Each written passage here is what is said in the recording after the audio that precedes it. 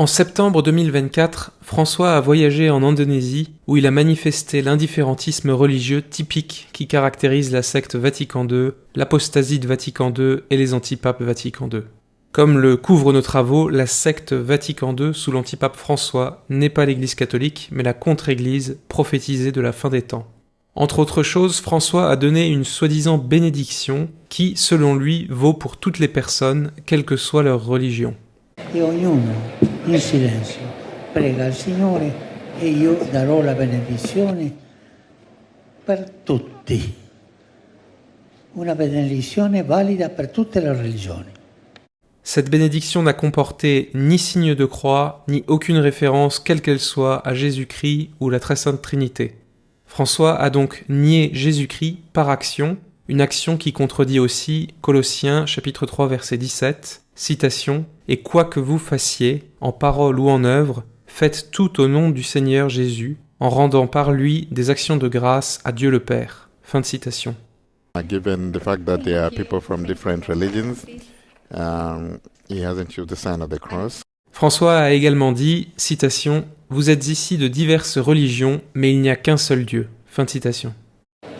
Qui voi siete di diverse religioni, ma Dio è uno solo. È uno solo. E ognuno in silenzio prega al Signore e io darò la benedizione per tutti. Una benedizione valida per tutte le religioni. François insinue que nous avons tous le même Dieu. Cela est faux. Quiconque nie Jésus-Christ et la Très Sainte Trinité n'adore pas le seul véritable Dieu et n'a pas Dieu le Père. Première épître de Jean, chapitre 2, verset 23. Quiconque nie le Fils n'a pas non plus le Père. L'antipape François prêche un faux évangile. Il encourage aussi tout le monde, y compris les non-catholiques, à rendre grâce chacun à sa manière. E ognuno in silenzio prega al Signore e io darò la benedizione per tutti.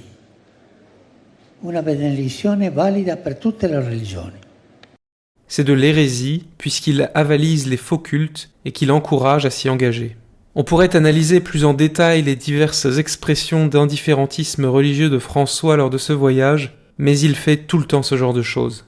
L'antipape Benoît XVI et l'antipape Jean-Paul II ont également fait ce genre de choses régulièrement, comme nous l'avons démontré en détail pendant de nombreuses années. Ces actions d'indifférentisme religieux de la part des antipapes Vatican II et les actes connexes de faux œcuménisme qui constituent un déni de Jésus-Christ et de la foi catholique, représentent vraiment le cœur de l'apostasie de la fin des temps de Vatican II, et c'est cela qui méritera un châtiment aux défenseurs des antipapes Vatican II au jour du jugement.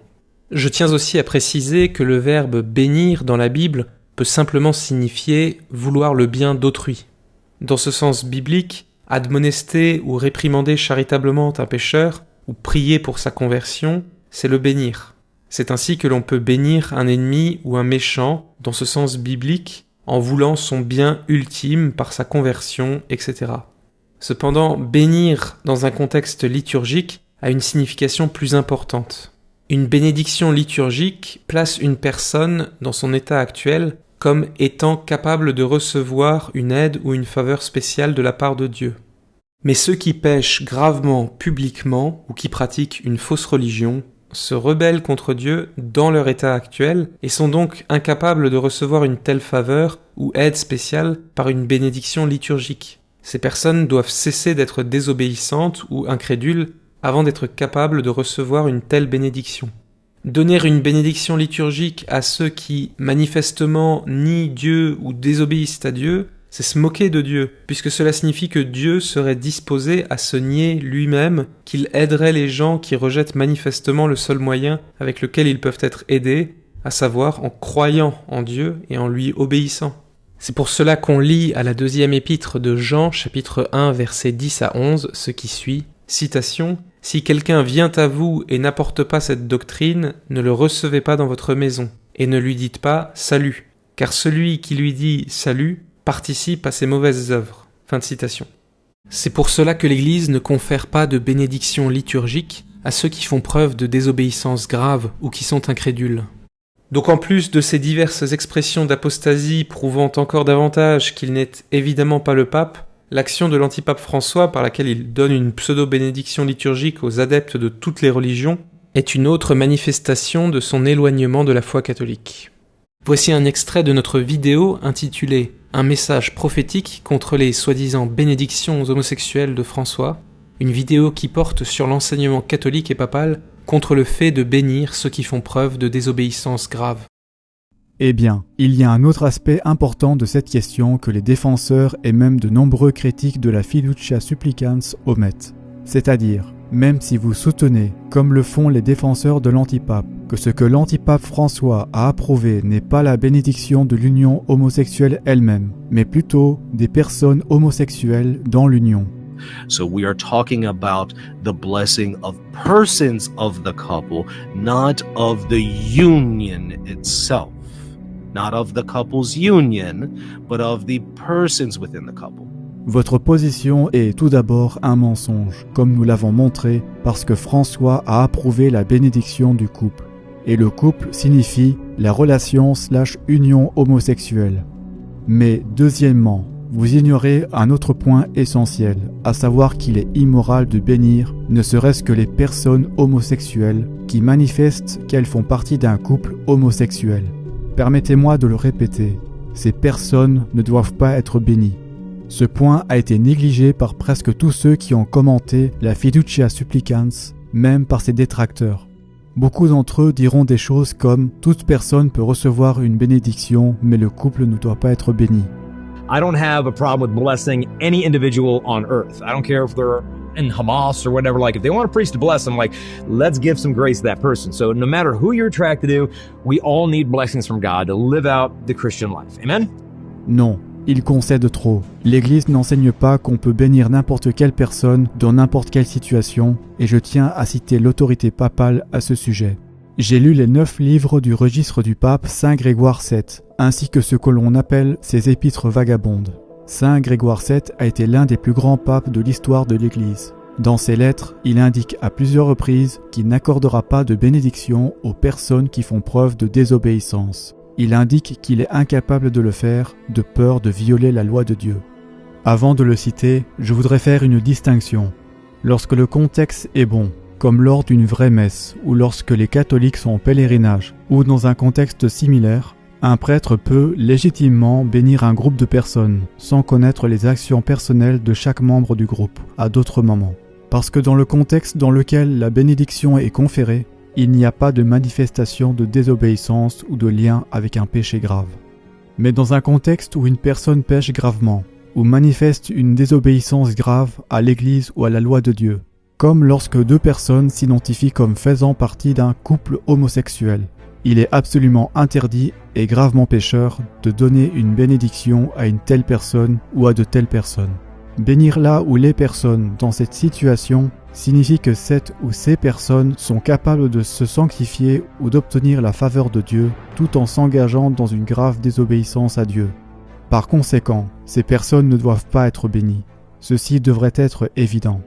On retrouve d'ailleurs ce principe dans la règle de Saint Benoît, chapitre 25. Citation. « Quand un moine aura commis une faute très grave, aucun de ceux qui le rencontreront ne lui donnera la bénédiction. » Fin de citation.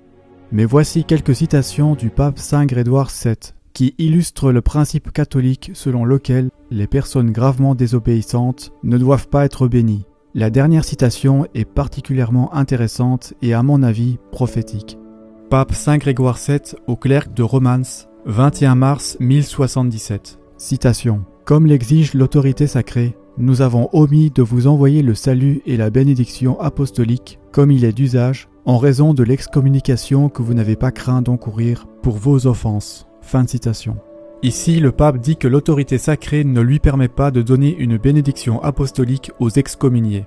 Cela ne s'applique pas seulement aux excommuniés, comme nous le verrons, mais à toute personne, y compris un membre des fidèles, qui manifeste une grave désobéissance.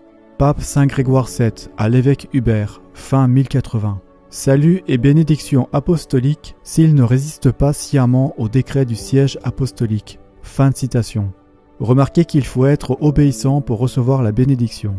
Pape Saint Grégoire VII au clergé et au peuple de l'Église de France, 1082. Au clergé et au peuple de l'Église, et en particulier à l'excellent comte Robert, salut et bénédiction apostolique s'ils sont obéissants. Fin de citation. Remarquez à nouveau que ceux qui sont désobéissants ne sont pas bénis. Pape Saint Grégoire VII, aux chanoines de Saint-Martin. Citation. Parce que nous avons appris que vous n'avez pas obéi à nos légats et à votre archevêque, mais que vous avez au contraire chassé l'archevêque, et parce que nous avons appris que, pour votre faute, vous avez été excommuniés par eux. Nous n'avons pas osé vous envoyer notre salut et notre bénédiction apostolique. Fin de citation. Pape Saint Grégoire VII au roi Henri IV, 1075. Si tel compte rendu est le cas, vous savez vous-même que vous ne pouvez recevoir la grâce d'une bénédiction divine ou apostolique que si ceux qui ont été excommuniés ont été bannis de chez vous et contraints à la pénitence, et que si vous avez d'abord reçu l'absolution et le pardon de votre transgression avec la douleur et la satisfaction convenable. Fin de citation. Nous pourrions citer d'autres passages du même pape, mais considérons celui-ci en particulier. Il est prophétique. Pape Saint Grégoire VII, aux fidèles d'Italie et d'Allemagne, 1079. Grégoire, évêque, serviteur des serviteurs de Dieu, à tous ceux qui font preuve d'obéissance due à Saint-Pierre dans tout le royaume d'Italie et d'Allemagne. Salut et bénédiction apostolique. Quant aux prêtres, diacres et sous-diacres qui sont coupables du crime de fornication, au nom de Dieu Tout-Puissant et par l'autorité de Saint-Pierre, nous leur interdisons l'entrée dans l'Église, jusqu'à ce qu'ils se repentent et s'amendent. Si certains préfèrent rester dans leur péché, qu'aucun d'entre vous n'ose entendre leurs offices, car leur bénédiction est devenue une malédiction et leur prière un péché, comme l'atteste le Seigneur par l'intermédiaire du prophète qui dit « Je maudirai vos bénédictions ». Malachie 2:2. Fin de citation. Ceci est fascinant. Le pape Saint Grégoire VII cite Malachie 2:2, selon lequel Dieu maudit les bénédictions offertes par des personnes impliquées dans la fornication ou les péchés sexuels. Cela s'applique bien sûr directement et je crois prophétiquement à la déclaration Fiducia Supplicans de l'antipape François, qui permet spécifiquement aux personnes vivant dans la fornication et l'adultère, c'est-à-dire les couples en situation irrégulière, ainsi qu'aux soi-disant couples de même sexe, d'être bénis.